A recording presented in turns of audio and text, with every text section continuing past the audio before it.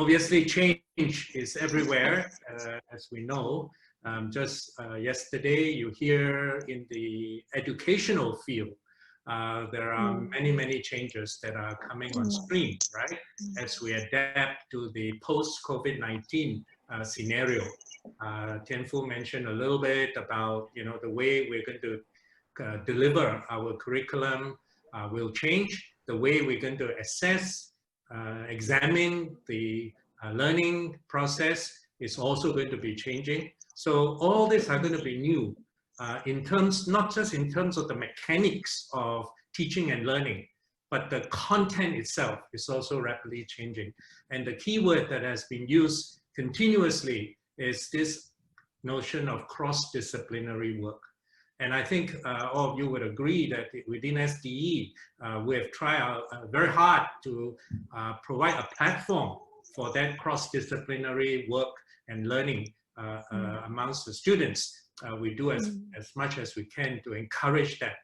But moving forward, this is going to be even more critical. And I'm sure our three speakers will be able to further enlighten us as to the expectation of the industry in the new marketplace. So with that, wish you a good afternoon and good discussion. Thank you. Thank you, Prof. Lam. So let's start our conversation now. So perhaps we start with Valerie. Maybe you would like to talk more about the disruptions that have been brought about, and perhaps because COVID itself presented an unprecedented situation here. What are some of the responses that you see in your field of work that developers are taking on or have accelerated because of COVID? Yes, thanks, Sky.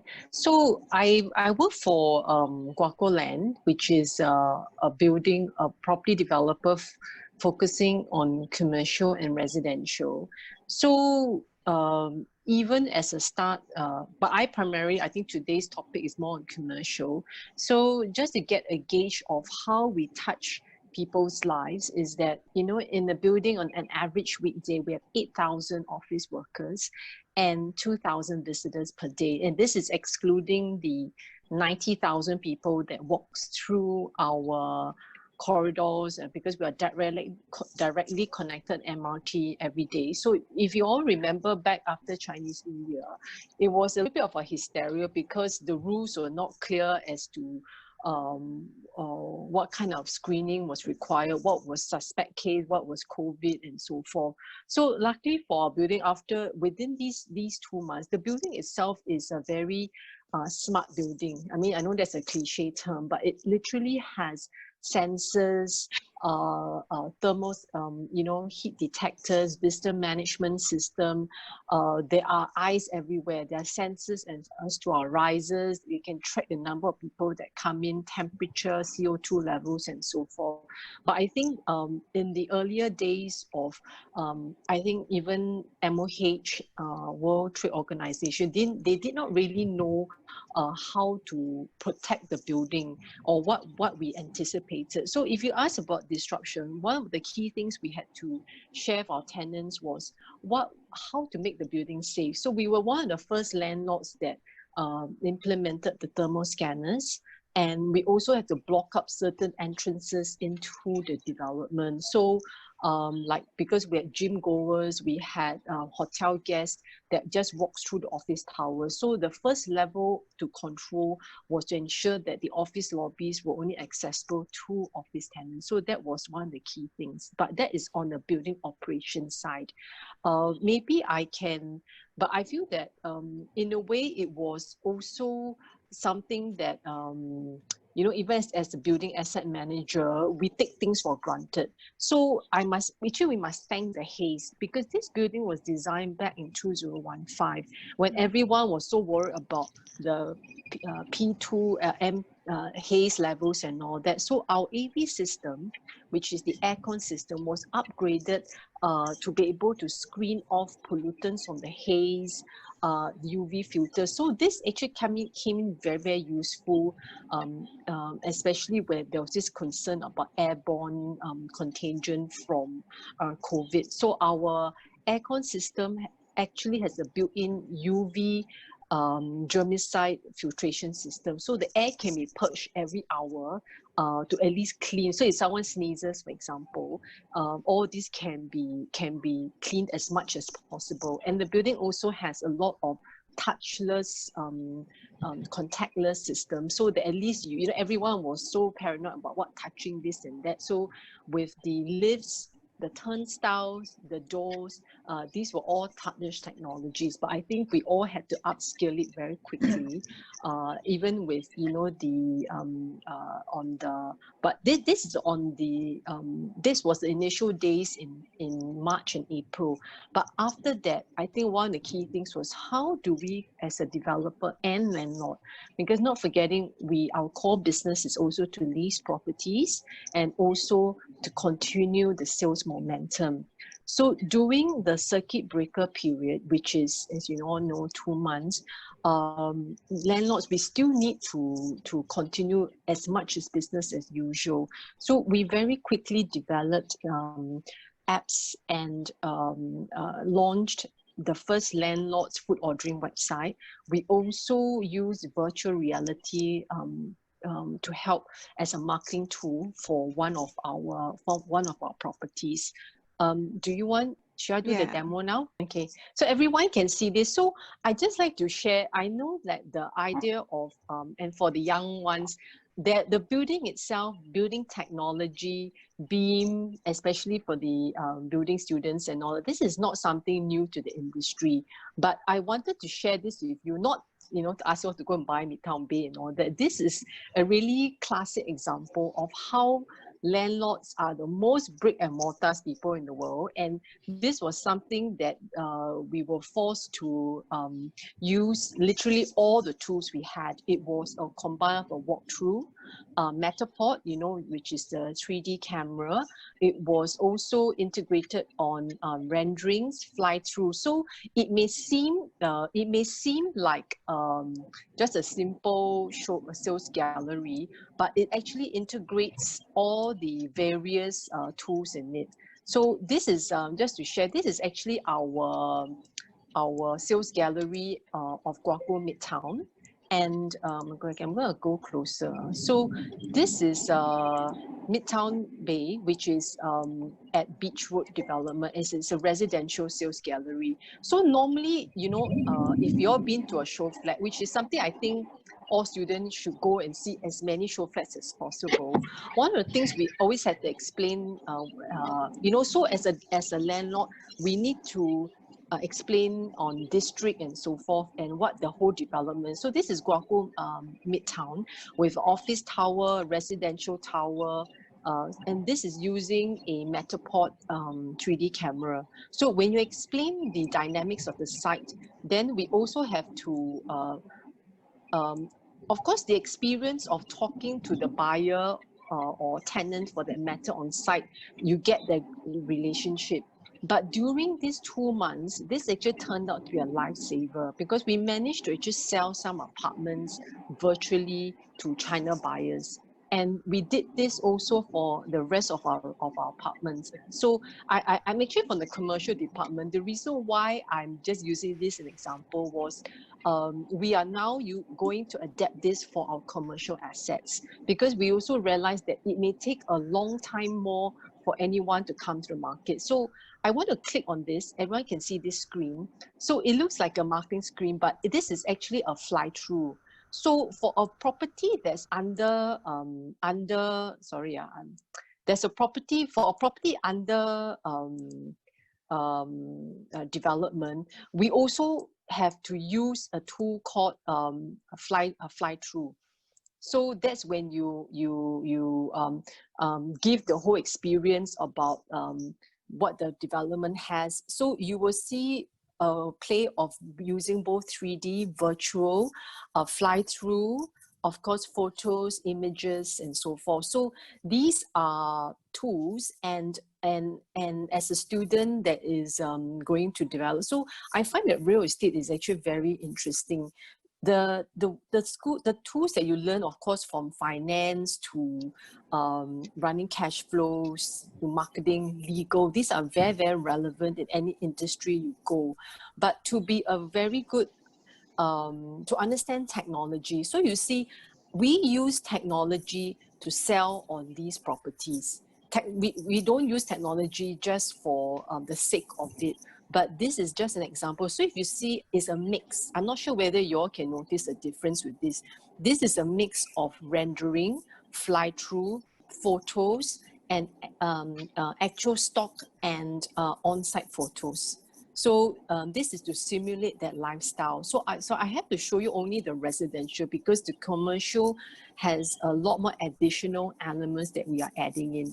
So if you notice, these are drone shots. So even to develop something which is a 2-minute thing, we've also had to use drone technology, panoramic photos, and so forth. So I think nowadays, whether across any industries, like these are stock images, stock videos, you have to, I mean, we of course engage vendors and all that to help us showcase the whole vision and all that we have of the development, but it is just an example of a good marketing tool. That for the commercial, it's a lot more less lifestyle. Will be a lot more tangible as to what's flex and core and so forth. Okay, so you can see it is so it's not just about the sales gallery. This is an actual photo, but we even use, and then we go back to the Matterport again, which is the show flat itself. Matterport, I'm not sure whether that's something you all learned in school. It's a very useful tool.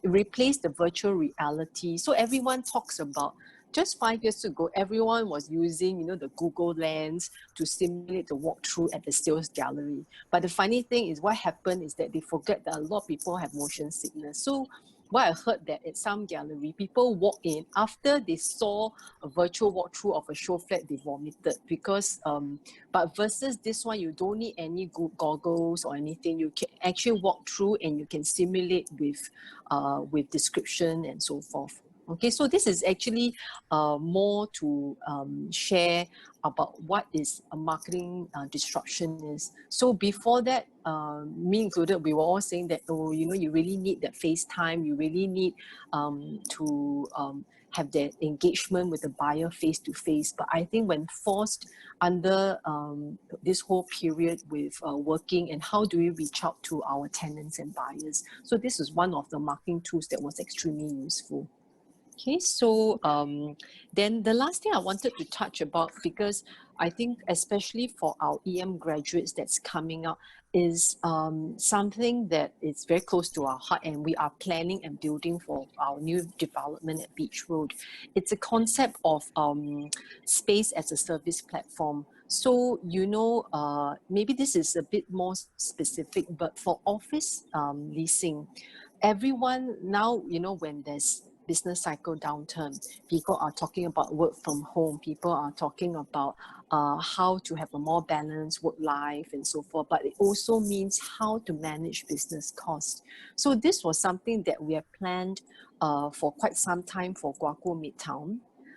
And we are developing a network hub where we will house amenities like MICE, meeting rooms, swing space, temporary offices. So let's say a tenant like mine, like say Danone, ING, if they are not sure what's going to happen in 6 to 12 months' time, we as a landlord will provide these temporary spaces. So you rent or use it only when they need to.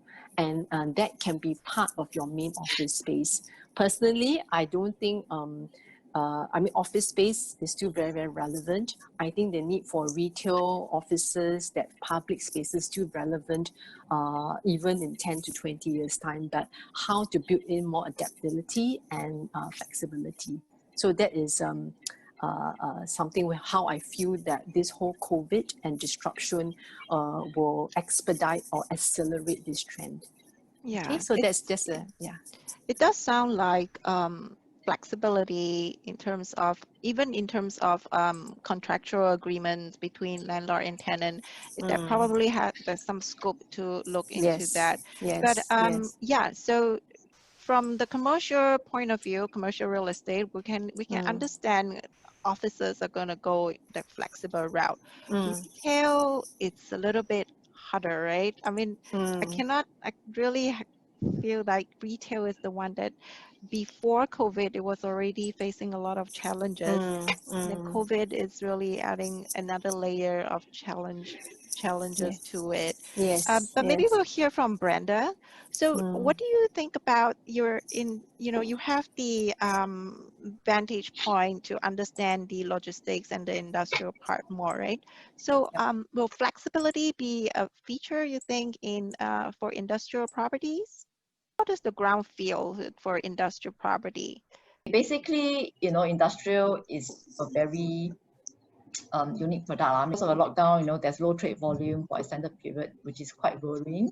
So with all these lockdowns, we do feel that consumer spending will drop and will result in weaker external supply and demand. We all talk about all the economic recession and things like that, coming this year and next. It will result also in manufacturing output being lowering, and also the potential, who knows, maybe the potential closure of some scale of manufacturing operations. So we do see industrial gravitate towards space reduction and seek some lower cost options as well, resulting in some shadow space appearing in the market, and also more buildings up for sale. We do quite a fair bit of buildings for sale as well. The good thing about the COVID and the positive impact that has come out of it is that we do see warehouse performing very well. The increase in demand for stockpile, online shopping, we were talking about the brick and mortar. We're talking about retail being affected by the online shopping. It probably may worsen as well. So online shopping will continue. And as a result, we actually saw a surge in demand for warehouse and logistics space.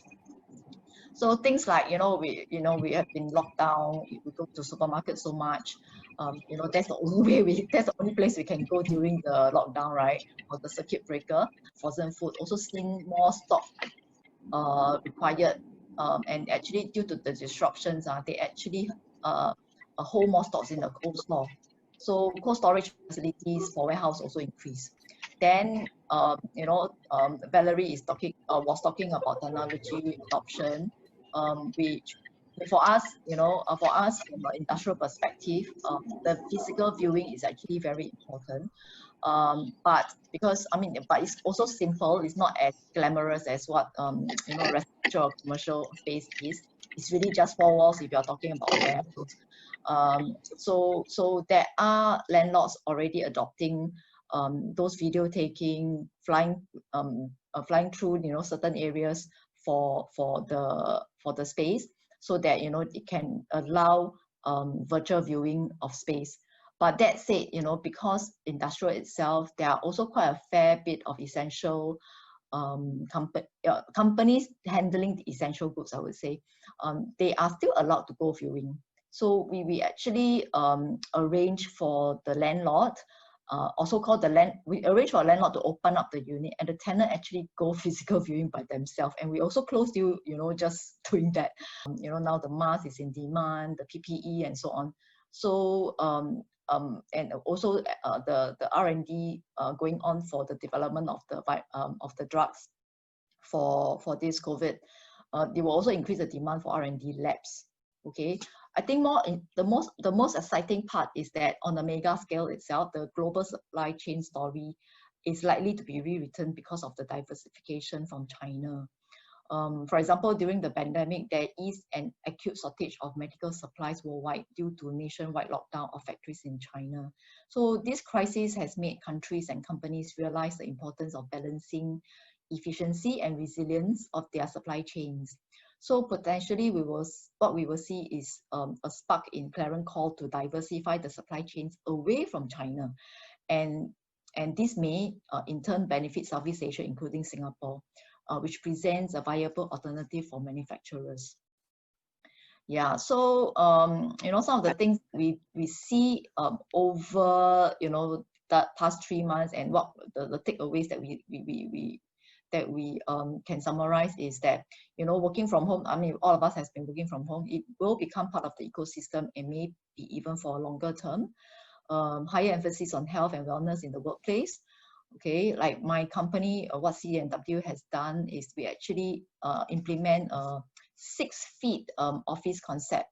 So the concept rests on 2 cornerstones: keep a safe distance, have enhanced sanitary measures. Then we basically keep distance between the individuals. Then it's also starting at the entrance of the building. Floor markings are made to help direct employees' movement within the office, and we actually impose one-way traffic in the clockwise direction. So if you go one way, you cannot walk back. You have to walk one big round, things like that. So although it's really not very, I don't know whether it really works. Then also, I also feel that companies will focus more on cost containment. They will explore strategy for cost savings. Companies will invest more in technology to enable effective remote working. Flexible space we actually see flexible space to be a hedge against uncertainty. So in that sense, we feel that companies may adopt a more flexible space kind of strategy. And I mean, the second half of 2020 is still a litmus test. It really tests for the resiliency of the real estate market, and potentially it may be an opportunity for deal making. Yeah. Thanks, Brenda. Well, lastly, I would like to have Wei Ling share with us. So bricks and mortar, basically, it's what we think about real estate, but there's also this other part, which is investment sentiments, right?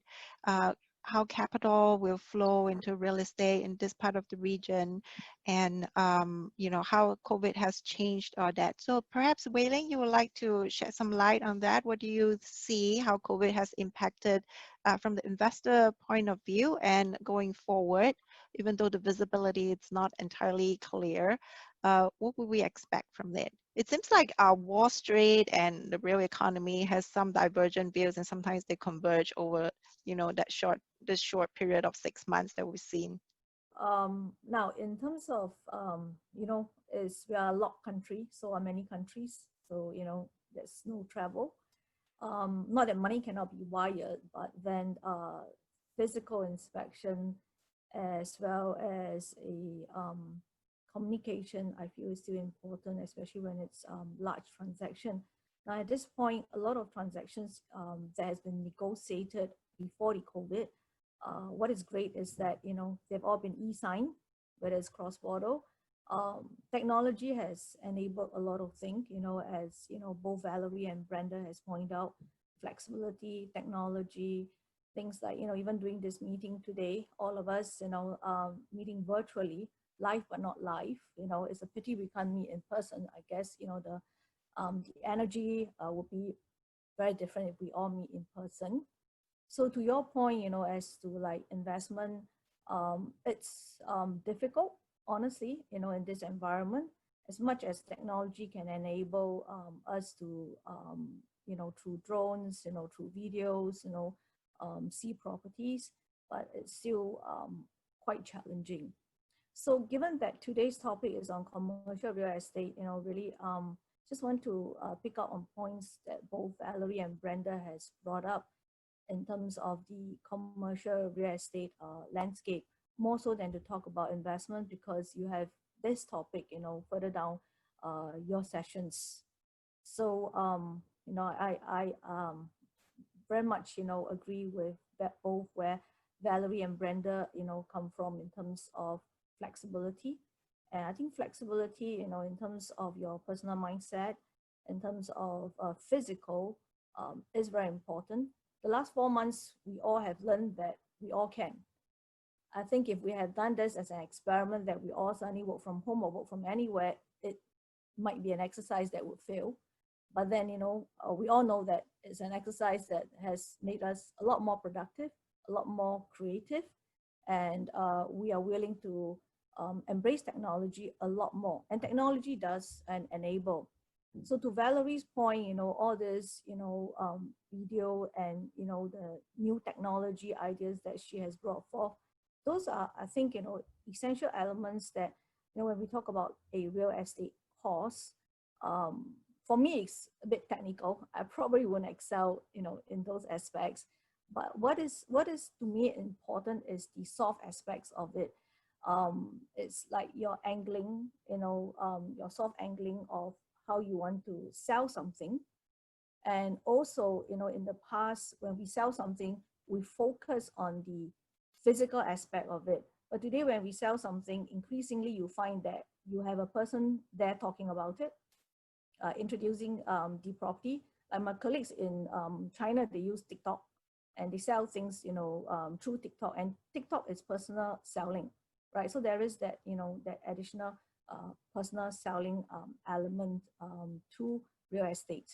And we see it across residential a lot, but I think in terms of both commercial, whether it's from a leasing or from a sale perspective, or for industrial.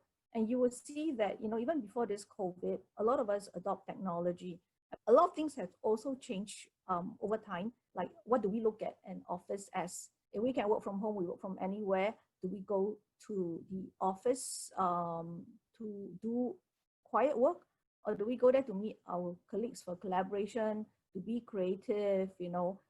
Has this become a social hub?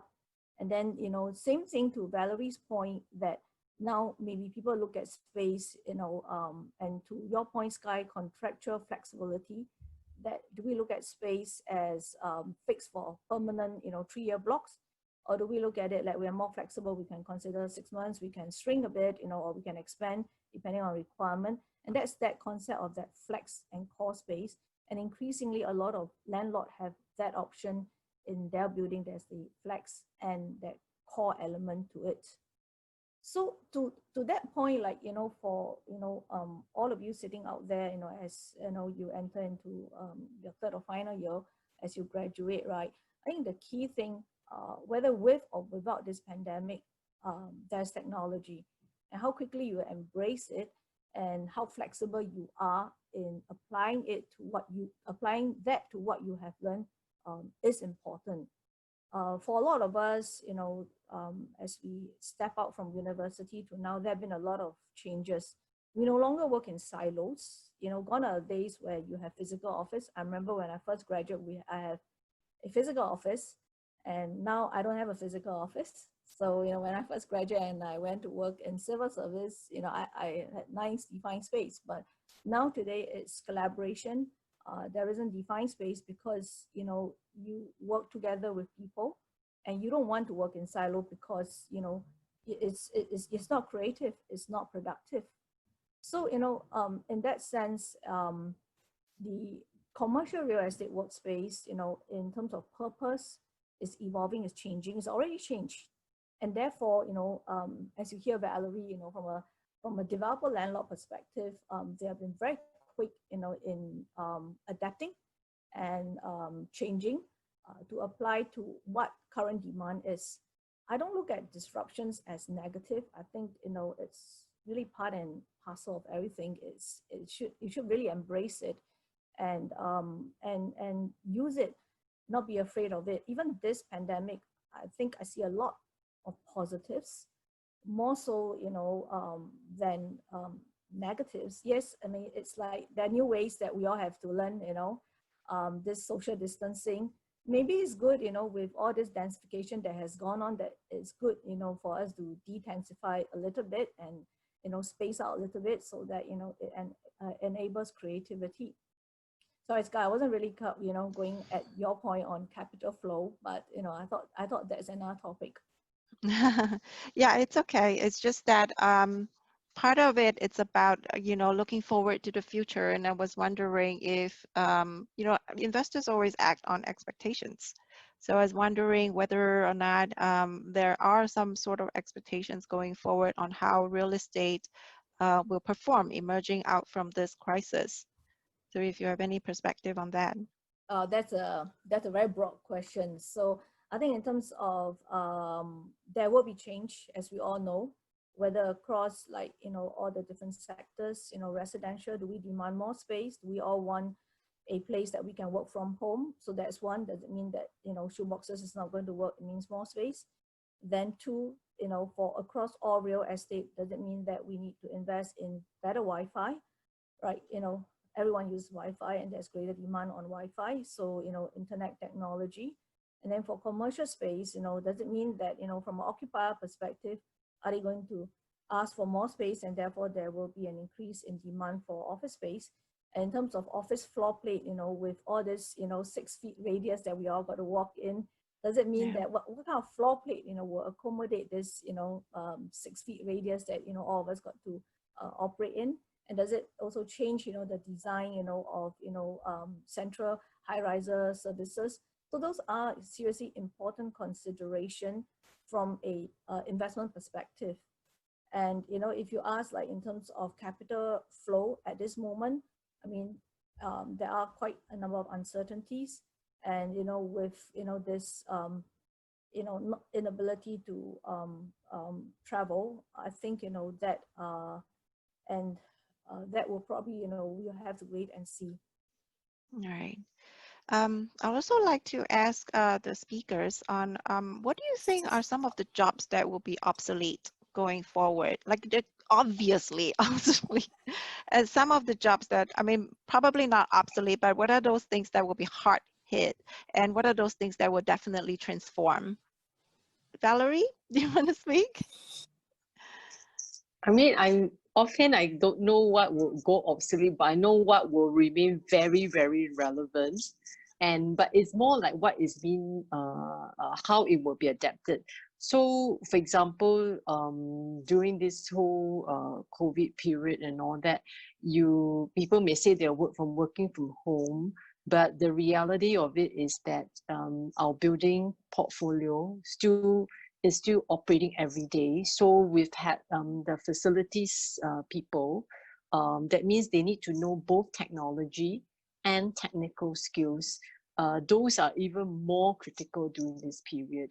So that's something that I think is also applicable for the people who are graduating. Say, for example, for the 6 months or so, when you come out, if you don't find something immediately, what I find that the best engineers or the best building managers or the landlords have come across and worked with are those people who have dual sets. So, for example, an M&E person who comes up from building or even civil engineering, if they have a bit of technology background, that would be excellent.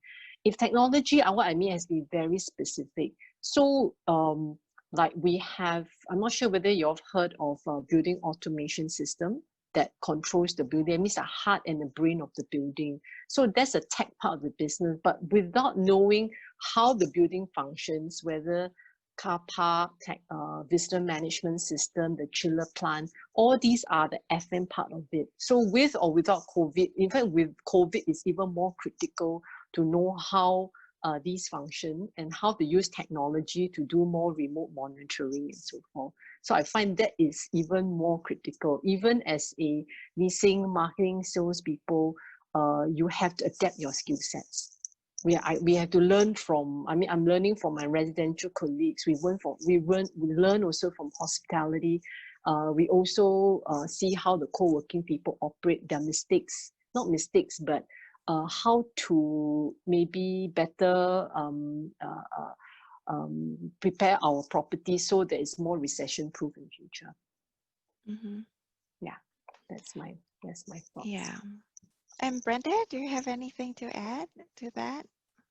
Do you see any like, strong trend or strong pressure to transform in certain sectors? Okay, of course, automation is the in thing now. People talk about, building robots and, having smart technology. But the thing is that, these are all the adaptation. Companies must be also prepared to invest in that.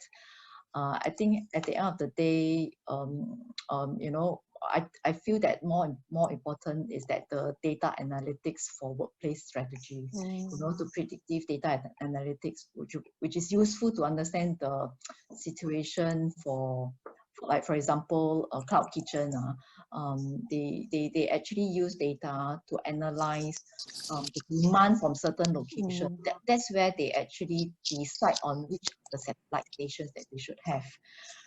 For example, in Bedok, they will use the data to understand, oh, okay, there are more demands coming from Bedok. I should have a satellite cloud kitchen there. So, these are some of the things that technology has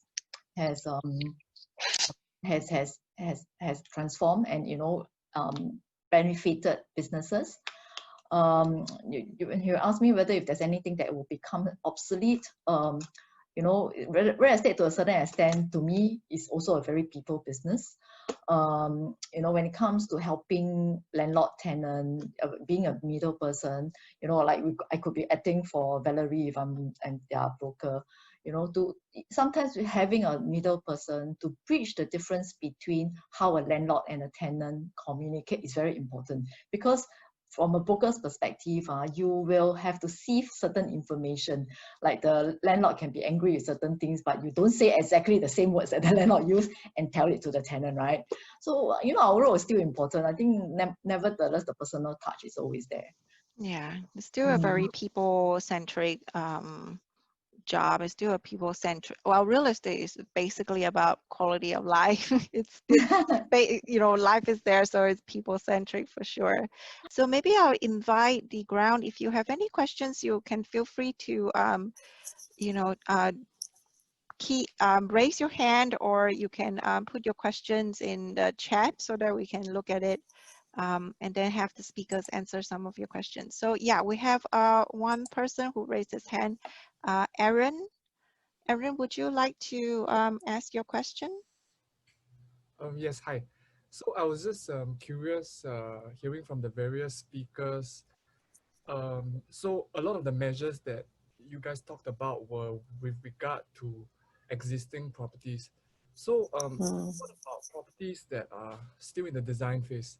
Are you guys designing for COVID? Like 6 feet offices, these are all modifications made to the office, movement control, new developments, they're still on the drawing blocks. Are you guys adopting more of a wait and see approach? Hopefully, eyes down, and then we don't have to do anything different. Planning for it so that it become more sort of pandemic resilient, if that's the right word. That's a good question. Maybe I can address that, since we are designing and building a office tower now. So Guaco Land, we have a new integrated site at Beach Road. Predominantly is office. So what you shared is really one of, it was something that we already had considered the flexibility of it. So Guaco Midtown has an office space with a requirement for flex. So it's designed in such a way that if somebody wanted to do China walls between the units for BCP, for segregation, you can do that easily. But we realized that we've also may have read cases about co-working. I think co-working, there's still a need because of flexibility. But whether people want to have a shared open space, that you can have 4 people strangers touching the same desk and all that, or within a day. So that a bit of the aversion for your own private but shared spaces. This is something that we are relooking in the design of our network hub, which means it's not about intensifying the requirement. Our office building was actually designed to pack up to 60, up to 450 persons per floor. Some floors can go up to 600 persons per floor. But because of the whole COVID situation and all that, we realized there will be a counter trend to that. But the structure of that is really built. But what we are really looking now is at the air conditioning, how we can further add these layers. Another layer that we will have to do is on tracking the building and having more IoT. That means when how tenants can control the aircon, the temperature by themselves. I think the other question you asked about space, distance, and all that, that one is relatively easy.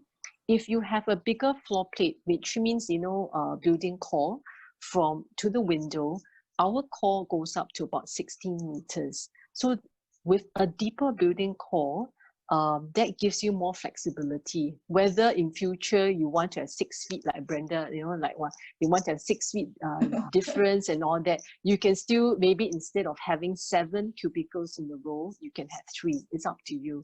But the older buildings, of course, when you're old and you already have the structure, you have a certain constraint. But for new buildings, we are definitely relooking at our network hub and also the M&E system, how we can further enhance it and segregate it, maybe even within the floor. Because now for our office tower, the aircon systems are all controlled.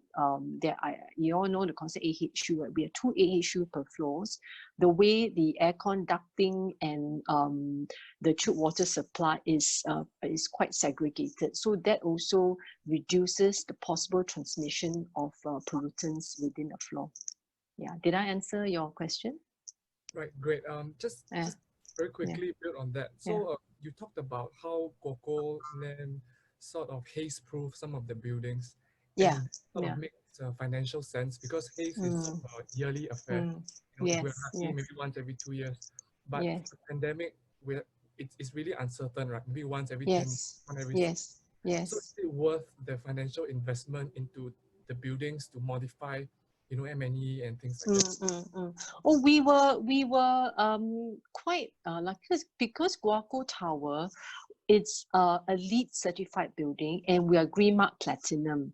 So now if you heard of issues about Legionnaire's disease, right, this stats concerns about it. And so this building, Guaco Tower, even before the word COVID was invented, we've already had this built-in air filtration system. It's called a UV, but basically all the air that is comes and circulates through the building goes through a UV filter that kills 99% of the germs. So now we've had the BCA, SLA, they are looking to get existing older buildings to upgrade to these systems. So it's only the newer buildings that was built from 2016 January, those onwards, have this technology. So when we shared this with our office tenants, I think they were actually quite. If you all Google on, I think Guaco Tower was featured as one of the buildings that has this latest technology. Yeah. So this was built even before the pandemic. Yeah. Yeah. So I think that there's definitely a focus on wellness, a focus on health, indoor air quality, that probably we can see the tangible effects. Some buildings who are more ready than the others will tend to have more stabilized occupancy, right? We have another question, and that's from Richard Lim. Richard, do you want to ask your question? Hi. Can I just ask Miss Valerie about the GoCo Midtown? I would like to know more about the core and flex space. For the flex spaces, do you have a co-working operator or does GoCo manage it yourself? Ours is not actually a co-working. I mean, we are very interested to understand that business because it is cannibalizing the agency market. It is cannibalizing the landlords market because they are also after the enterprise business. But when we evaluated the pros and cons about co-working, about why the people need it in the first place, and I actually met and interviewed a lot of my existing tenants and potential tenants, what's the pros and cons of each system. So why they like the co-working is because it offers flexibility in space, cost, space as a service. But there are downsides to it, which is of course on personality. Like some of the staff feels that they're second-class citizens if that division is put into a co-working setup. So in our network hub, this is something that we will provide. So it is more of a landlord's amenities. So we will provide a 40-meter pool, my facilities, communal meeting rooms, plus swing space. So it's not really a co-working per se. And we have explored operators, but I also realized that what they are looking at is to maximize rental revenues per square foot. While as a developer, I don't look at it as that 40,000 square feet of the network. I look at it, the whole building, which is 700,000 square feet, the 8,000 over people in the tenants where I can touch their lives. I can provide workshops, I can provide fitness programs, I can, there's a lot more as a landlord we can do in terms of placemaking. And this is not about squeezing $30 per square foot up from the co-working space. We have another question, and that's from Claire. Claire asks a basically general question. Any advice from our alumni for fresh real estate graduates entering the development sector? So, Brenda and Wei Ling, do you have any advice for our students entering the workforce? I've not worked for a developer, so very hard to advise on this. But I guess, you know, as with any fresh grad, you know, entering the business world, it requires you to be really flexible, agile, and adaptable. So a few things that, you know, perhaps I could say in general, you know, not just for joining developer, really it's a few things. Number one, you know, you will have to invest in relationship, whether, you know, this investment in relationship is with your schoolmates, with your colleagues, you know, across department, internal relationship, external relationships. I think those kind of relationship, you know, will help you when you come out into the business world. It's not short term, it's midterm and long term as well, because, you know, when you invest in it, it's for the long term benefits. Then the other thing obviously is that, you know, be the expert that you are, and really be an expert, and you will reach a point where you will have to specialize. Don't try to, you can't tick the box for everything. It can be good in everything, you know, so be a real expert, you know, in what you do. And of course, you know, be enterprising, and take an enterprising approach, especially in this world where, you know, very quickly technology will mean that there is a new and better way of doing something. So those, you know, will be my advice, you know, to fresh grads coming into the business world. Yeah. Okay, to add on to what Wei Ling has said, I think the specialization itself is really important. I mean, I'm just probably using myself as an example. I started as a young graduate, you know, just doing industrial, you know, it's really, you know, purely because of my passion. And when I do this, basically, I want to do something that not most brokers would like to do, like residential or things like that. I mean, some whereby, you know, the mass market will do. You know, when it comes to specialization, for certain areas, you know, that's where, and you gain experience from there through a number of years, because in every specialization you will learn the tricks, the you know, the experience, and you build up relationship, you know, through this sector.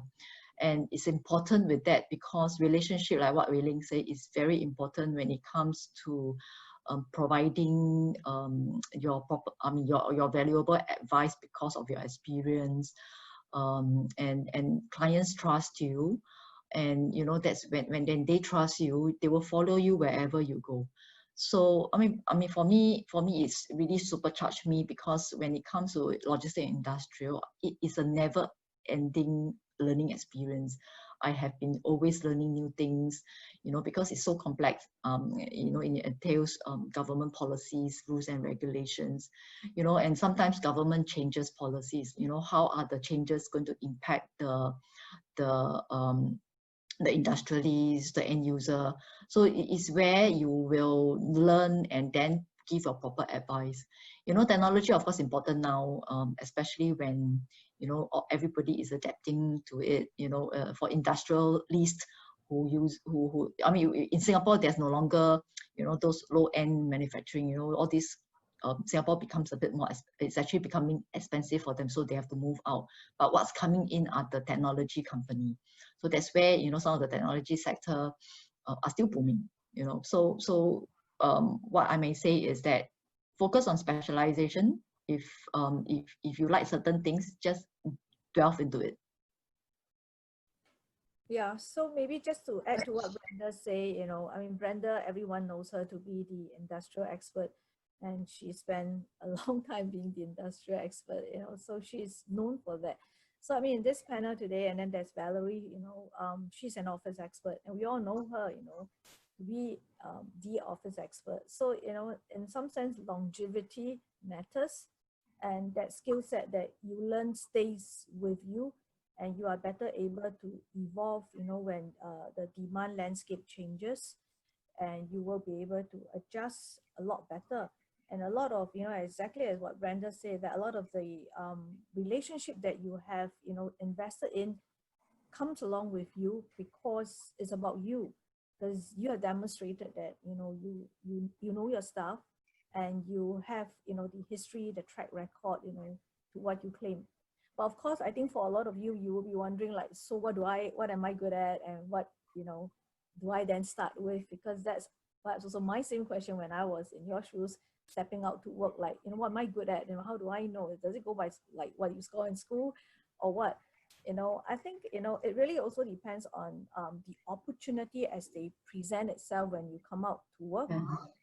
Sometimes it doesn't mean that, you think you're good at it, and you want to do it, but if the opportunity doesn't present itself that way, perhaps you should be more flexible and, embrace the opportunity that come your way, and, go along that path and be the expert. For me, I really don't know why I stepped into industrial. So frankly, when Dennis, 25 years ago, when Dennis opened up this opportunity to engage brokers for industrial, I just delved into it. I mean, sometimes when you really step into it, then you will realize that, okay, yeah, this is really something I like. And then if you like it, of course, you just continue to do what you like. I have one question here from Troy, and actually Troy has 3 questions. First, he maybe you can kind of comment on this. They say, yes, technology is important, but it always comes with high costs. So how do you balance the cost and benefit? Do you recoup it or recover it from the tenants? I guess it's probably a question on the demand for technology, how much to demand it, or how much to have it, and how much to supply it in buildings. Well, that's a good question and a tough one. So I think, when it comes to like investing in technology, I think a lot of people will balance whether, does it translate back from the rents that you're able to charge your tenant, right? And will that translate back? So at the onset, when you start on the drawing board, do you think you see it in terms of money? It's a tough question to answer honestly. But I think, from what is current and what is relevant really is a lot to do with wellness. And you would have heard from, Valerie earlier on that there are a lot of emphasis on quality of air, and then increasingly now with social distancing, contactless surfaces. So those are like new materials or, technology, or you may call it. I'm not an expert in this, as I share, I'm not from a developer, but those are things that, from a wellness consideration, if it's important, then perhaps that investment justify, and you will see the return. Yeah, I mean, to add to what Wei Ling say, when it comes to features of the building, because sometimes if you have these additional features, if a company, does most companies will place a lot of emphasis on the welfare of staff, right? And if this building feature does help in cleaning the air regularly and so on, and it helps the welfare of the staff, it could be an added feature that make the tenant, sign up a lease with this building. So it will become an attraction, whether the cost itself is justifiable. Eventually it's a long-term thing. Landlord has to think ways to revamp their building. It's really not just brick and mortar anymore. It's really adding more new features and facilities such that they can actually compete with all other buildings when it comes to attracting tenants into the building. Yeah, and I think to add to that, there's also the regulatory consideration, because whether it is part of the building code and therefore you have to do minimally that. And then the other thing is whether depending on your location and whether are you a grade A location and therefore you are looking for grade A type of tenants, and they will have from an occupier perspective certain basic requirement before they will put that building into their selection basket. So, in that sense, right, I think for most people, that technology is important. And then, of course, you have to consider what kind of building are you building and what kind of occupier are you looking for? Do they require it? So, in short, suitably. Yeah.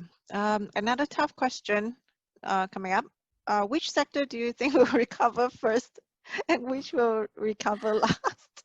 Okay, interestingly, we did a Colliers, we did a rebound and resilient report recently. So what scored number one on our list is not, it's not technology. Interestingly, manufacturing came out number one based on our survey. Number two was technology. And then interestingly, as much as we say hotel and retail will be like a long time more, I think if I remember correctly, that was number three. So if you want a copy of the research, if you want a copy, I'm happy to share it. But that's what, our survey suggests, that, it's in that order. What about the sub-property types? Yeah, I think that was what he was asking about. But we're not really seeing, the data hasn't really come in yet, right? About actual declines. It's just more anecdotal right now, am I right? Yeah, it's just more observations. Yeah. Obviously, if you look at hotel occupancy, that it's still going through a lot of pain. If you look at retail, there's still a lot of government support, so we don't know without government support what it means. And then, for like offices, for a lot of people, like I know me included, I'm looking at my space, how better do I use my space? And whether I consolidate or expand, there's really a lot of discussion on this.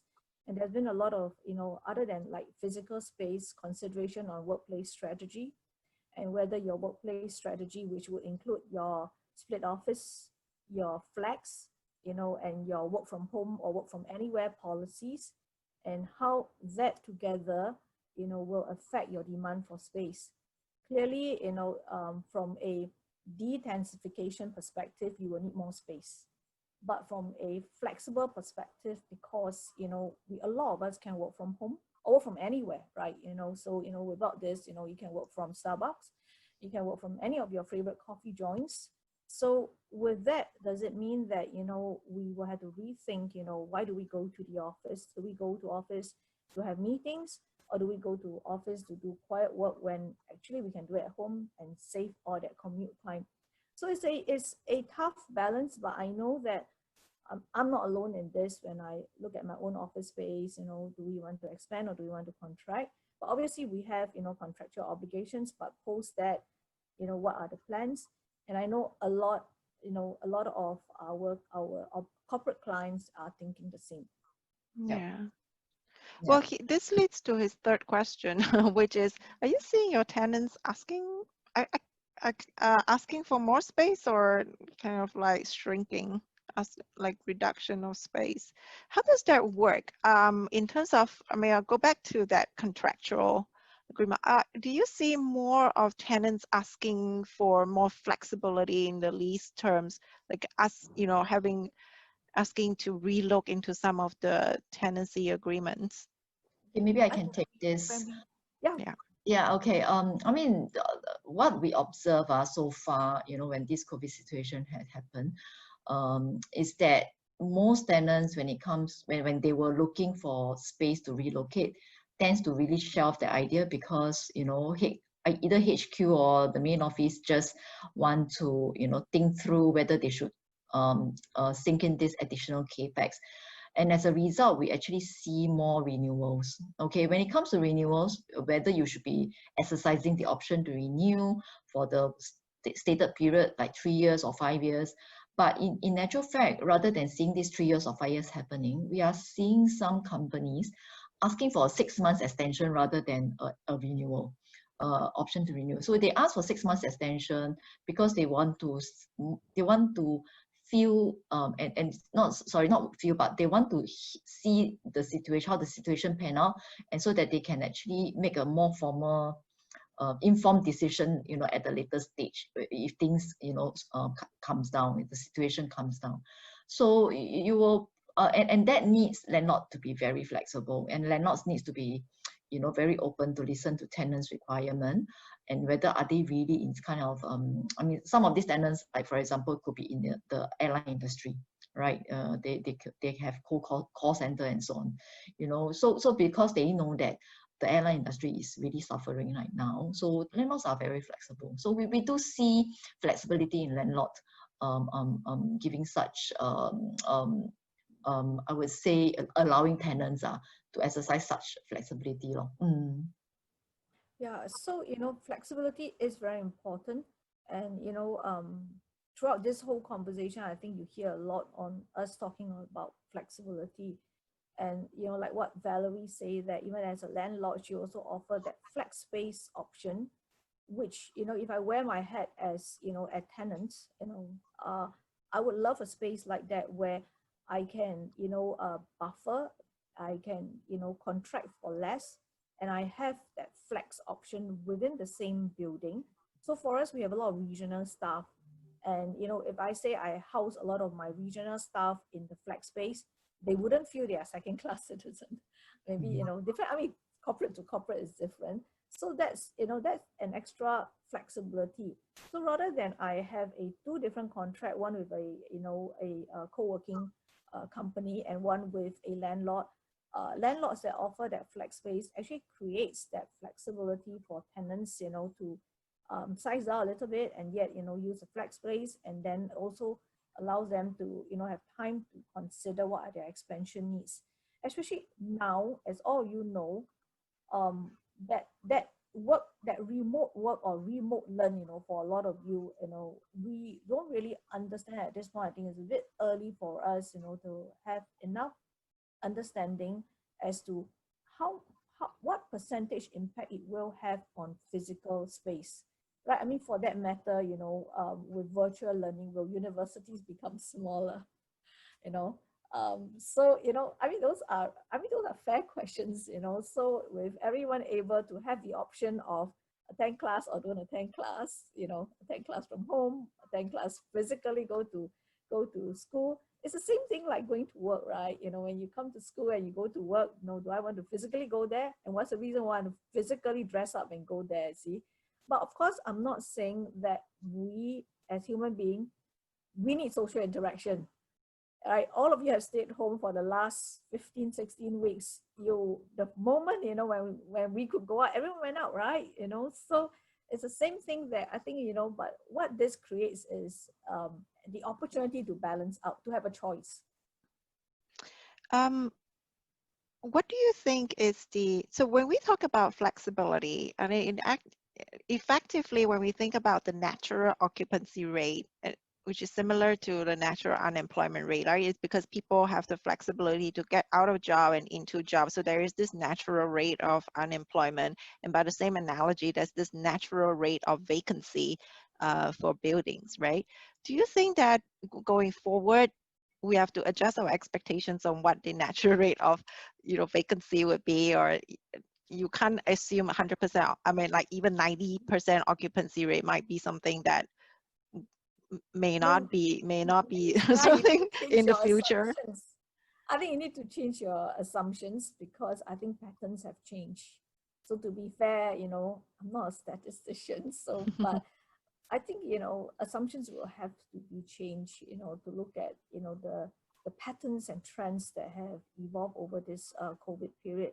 Because even though we work from home or we learn from home, doesn't mean that we don't need that physical space, whether in office or in the higher learning institution where we are. So does it mean that, you know, or is there a certain ratio that you would apply to discount off? So those are really questions, you know, that I don't have an answer at this point.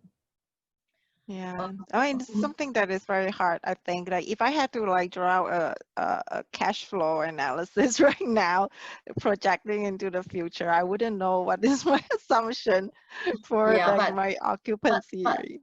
yeah, but to add, occupancy rate in most building, be it office or industrial, basically, you know, trend around 90%, 91, 92 thereabout. It's considered healthy, okay? And how, whether it will go up or down, also, I mean, at the end of the day, also depends on whether there's a demand, okay? If the demand or so-called for the next 1-2 years, people feel that, you know, just working from home is good enough, and people and companies like us starts to reduce space, having this flexibility of working in office and at the same time having the flexibility of to stay at home and work as well. It may reduce space take up. Okay, but if that is the case, then probably if there's less demand, if the government don't release too much land, you know, they will look at it and, you know, projections to determine the demand. If the supply doesn't create so much, then, you know, occupancy at least hopefully will still stay stable. But of course, if it comes to negative take up, whereby, you know, the take up is less than what is being built, then you will see occupancy going down. Right now, the visibility is so poor. We Yeah, really don't true. know what to expect in terms of that. But yeah, the other question I have is maybe related to this. Any opportunity for industrial related functions to take over some of these commercial, I think she was referring to commercial retail spaces. Okay. I mean, it really boils down on how the government can accept this kind of Yeah, what change, URA right? says. Yeah, it takes a while for URA to accept, you know, certain change. But I think, yes, the change has actually evolved so fast that, you know, some of the warehouse becoming fulfillment center, and where the fulfillment center having some experience center, say for example.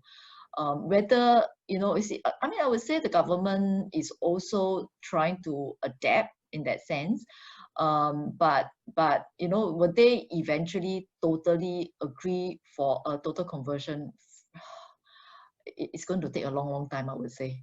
Okay, so the primary function of warehouse industrial will always be the same, whether they allow a flexibility of another, say, 5%, 10% to introduce into this segment because of the change in demand. Yeah, it's for them to make the change, because at the end of the day, you know, if a warehouse, if I want to convert it to retail, if I go to URA is going to reject flag. But sometimes they could, hopefully, if you can present a very good business plan and tell them that, okay, this is really what I need, because why I need to be in warehouse and why I need this small little space to have our experience center, say for example, and that experience center becomes like a commercial space, for example. Yeah, they may consider, but of course it will be subject to certain maybe development charge that they may charge. Like for example, converting from industrial use to a showroom, you have to pay development charge for that. Yeah. Yeah, I think my view is that town planning principles still apply. We can't draw the whole of Singapore white, Yeah. and you know, have that flexibility, you see. So, and that's why you still have to study town planning, yeah.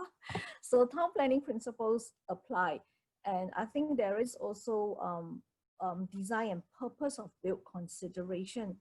So your questions is whether industrial can go occupy commercial space. I think, you know, you have to look at, you know, consideration of firstly, you know, physical design and purpose, whether it's like a exact you can replace, and also the disamenities or amenities that it creates, you know, to the surrounding. And that's why I say that town planning principles still apply. And it's not like, you know, space are not exactly, you know, interchangeable. So like for a lot of us, like suddenly we all work from home, and then, you know, the acoustic consideration, like, you know, like doing this presentation here, and I have my neighbor upstairs working very hard, and I keep looking up like, you know, why is that so much noise? Acoustic consideration, whereas in the office, this is very unlikely to happen. So it's not as simple as, like, okay, so if industrial is flourishing and we're only saying that office is uncertain, we're not saying that it's not performing, right? Because there are consideration with all of us suddenly move out and not physically occupying our office. It's empty now. But when we can go back to office, there may be split office and all that consideration, but that doesn't mean that office, will not perform, and therefore we should put all the warehouses into our office space. I mean, it's like even just saying it that we put all the warehouse into grade A office space and Raffles Place become all warehouses, it doesn't seem to sound very correct, right? Because there is a purpose of space and there is a purpose why you plan a CBD, and there are still certain functions that require that kind of format of space. That's the reason why we have the concept plan that is more long-term planning and trying to make us more resilient, bouncing Yeah, back that's why from we study this. real estate, right? Right. Okay, I think that we're very close to the end of our session. So maybe just a quick round of what would be the, this graduating batch. They do not have a graduation ceremony. We didn't get to formally say congrats to them. So maybe perhaps last word of advice for these people, these poor folks. I feel so bad for them, but our year fours, they're entering into the job market. And yeah, so maybe some last word of advice for them. Maybe from my perspective, you have a different experience. I think 2020 is going to be written in history book, and all of your experience will be part of the history book. So you have a total different experience. Now think of it this way, some of you, if you have a graduation ceremony, I know some may not even want it, some may not even want to attend it, but when you don't have it, all the more you want to go and you want to attend. But think of it this way, that you have a different experience, and embrace what there is, while you are stepping out into perhaps a more uncertain environment, but there could be even better opportunity for all of you out there, because as we all say, right, every crisis, there is new opportunity, and this new opportunity, when you look back in time and you find that it's actually better, right? It's a new experience, it's something for you to, it's new territories that you would chart, which will be different from your seniors, and you will, definitely have new talking points. Yeah. And I think maybe for me to add is, I mean, different crises present, like what Wei-Ling said, different opportunities. Who knows, maybe with this crisis you will think twice and think differently on what you really want to embark on. But nevertheless, it is a challenging environment, and I really want to, so-called encourage everyone that it is not easy, but I would like to wish good luck to everyone. Yeah. Yes, I agree, Brenda. It's good luck. It's the future is yours. It's for you to chart, and really don't lose heart. Right? There are, as you know, when suddenly things are bad and there is this great pen up, and you would benefit, from this. If it's a V-shaped recovery, you are the beneficiaries. So don't give up. Thank you so much, Wei-Ling and Brenda. It's really, I have to say, we really have one of the best alumni out there in the market. Thank you very much for taking out your time to talk to us.